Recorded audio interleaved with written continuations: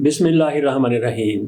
फ़लस्तीनियों की तरफ से दो रियासती फार्मूले को तस्लीम करना, इनकी तरफ से कमज़ोर तरीन पोजीशन पर चले जाना और अपनी कमज़ोरी के इजहार का बहुत बड़ा मजबूत सबूत है। फ़लस्तीनियों की तरफ से दो रियासती फार्मूले को तस्लीम किया गया तो उसके बाद यही फिर मसला फ़लस्तीन का हल करार पाया।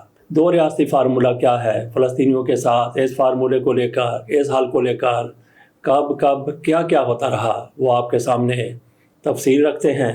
इस फार्मूले पर आज तक अमल क्यों नहीं हो सका, इस हकीकत से भी आगाही हासिल करने की कोशिश करेंगे। अक़वाम मुत्तहिदा की सलामती कौंसिल की जानिब से फ़लस्तीनी मकबूजा इलाकों में यहूदी बस्तियों के ख़िलाफ़ करारदाद के मंजूर होने के बाद फ़लस्तीन के मसले के दो रियासती हल का ख्याल इसराइल के क़याम से एक साल पहले 1947 में सामने आया, जब अक़वाम मुत्तहिदा ने बरतानिया के ज़ेर इंतज़ाम फ़लस्तीनी इलाके में यहूदी रियासत के क़याम के हक़ में फ़ैसला दिया। इस करारदाद में कहा गया कि फ़लस्तीन के इलाके में दो रियासतें कायम होंगी, एक यहूदी रियासत और दूसरी अरब रियासत, जिसको फ़लस्तीनी रियासत कहा जाता है या कहा जाएगा।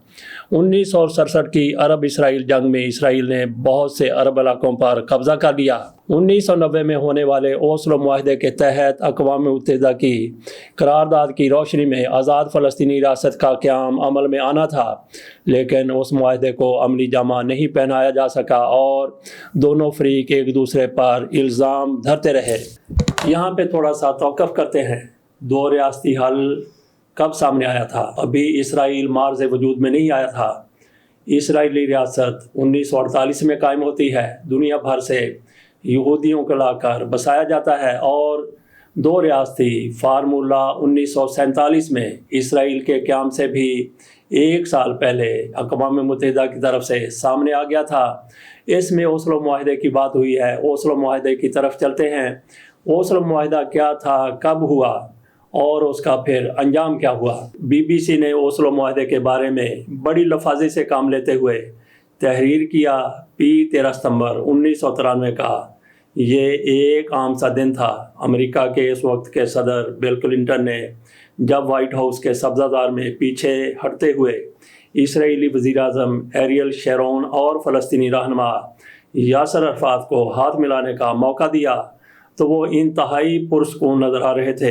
बाद में पता चला कि इस मुसाफ़ा के लिए काफ़ी तैयारी की गई थी, क्योंकि इसराइली वज़ीर-ए-आज़म ने कहा था कि वो यासर अरफ़ात से सिर्फ हाथ मिलाएंगे और बोसा नहीं लेंगे। बाद में ये भी पता चला कि ओस्लो अमल का नक्शा राह नहीं था, लेकिन उस वक्त इसे इस सिलसिले में एक पेशरफ्त समझा गया। ये तो बात हो गई 1993 में बिल क्लिंटन साहब ने जिस तरह से यासर अरफ़ात और एरियल शेरोन इसराइल के वज़ीर-ए-आज़म को एक मेज़ पर ला बिठाया था, दोनों ने मुसाफ़िया भी कर लिया था। अब थोड़ी सी बात कर लेते हैं कि ओस्लो मुआहदे में क्या तय पाया था। 13 सितंबर 1993 को वाशिंगटन में इस मुआहदे पर दस्तखतों की तकरीब मुनक्कद हुई थी। इस मुआहदे के तहत अबूरी तौर पर फ़लस्तीनी इंतज़ामिया को किसी हद तक हुक्मरानी मिली थी, ताहम ये इख्तियारात कभी भी इस तनाज़े के हतमी हल जैसे वसी नहीं हो सके। ये था थोड़ा सा ओस्लो मुआहदे के बारे में। अब हम आ जाते हैं एक बार फिर अपने मौजू की तरफ। 1990 में होने वाले ओस्लो मुआहदे के तहत अक़वाम मुत्तहिदा की करारदाद की रोशनी में आज़ाद फ़लस्तीनी रियासत का क़याम अमल में आना था, लेकिन इस मुआहदे को अमली जामा नहीं पहनाया जा सका और दोनों फ़रीक एक दूसरे पर इल्ज़ाम धरते रहे। इसी दौरान इसराइल ने ग़रब उर्दन में दर्जनों यहूदी बस्तियां कायम की, जिनमें 4 लाख इसराइली क़याम पजीर हैं, जबकि 26 लाख फ़लस्तीनी भी इसी सरज़मीन पर बसते हैं। ये यहूदी बस्तियां इसराइल और फ़लस्तीन के माबैन किसी मुआहदे की राह में बड़ी रुकावट हैं। अक़वाम मुत्तहिदा की सिक्योरिटी कौंसिल में अमेरिका के सिवा तमाम मेंबरान ने यहूदी बस्तियों के ख़िलाफ़ करारदाद के हक़ में वोट दिया और अमेरिका, जो हमेशा इसराइल के ख़िलाफ़ करारदादों को वीटो कर देता है, उसने इजलास में शिरकत नहीं की थी। इसराइल और फ़लस्तीन दोनों दो रियासती फार्मूले पर, दो रियासती हल पर मुत्तफ़िक रहे हैं। तो क्या आज भी ये मुत्तफ़िक हैं? आज जिस तरह से इसराइल और फ़लस्तीन एक दूसरे के मद्दे मुकाबले हैं, जिस तरह आज फिर आग और खून का کھیل جاری ہے، اس میں عالمی برادری کی طرف سے بھی تشویش کا اظہار کیا جا رہا ہے۔ چین کی طرف سے ایک بار پھر زور دیا گیا ہے کہ 2 ریاستی فارمولے کی طرف، 2 ریاستی حل کی طرف آیا جائے۔ کہنے کی حد تک تو باقی ممالک بھی یہی کہتے ہیں۔ سوال ہم نے یہ کیا تھا کہ کیا آج بھی اسرائیل اور فلسطین 2 ریاستی حل پر کاربند ہیں، 2 ریاستی حل پر متفق ہیں؟ اسرائیلی وزیر اعظم بنیامین نیتن یاہو، جو پہلے بھی اسرائیل کے وزیر اعظم میں رہ چکے ہیں، اس دور میں بھی ان کی طرف سے کہا گیا تھا کہ وہ 2 ریاستی حل پر یقین رکھتے ہیں، لیکن وہ یہودی بستیوں کے بڑے حامیوں میں سے ایک ہیں۔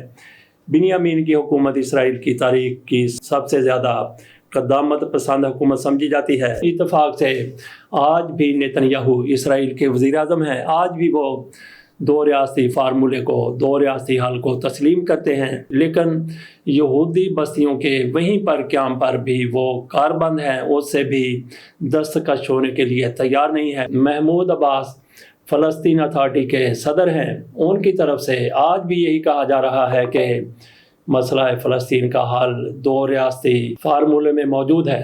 گویا اسرائیل اور فلسطین آج بھی متفق ہیں 2 ریاستی حل پر، لیکن اس کے راستے میں رکاوٹ کون ہے؟ اس کے راستے میں رکاوٹ اسرائیل ہے، جس کی طرف سے فلسطینیوں کے علاقے پر یہودی بستیاں قائم کی گئیں، جبری قائم کی گئیں۔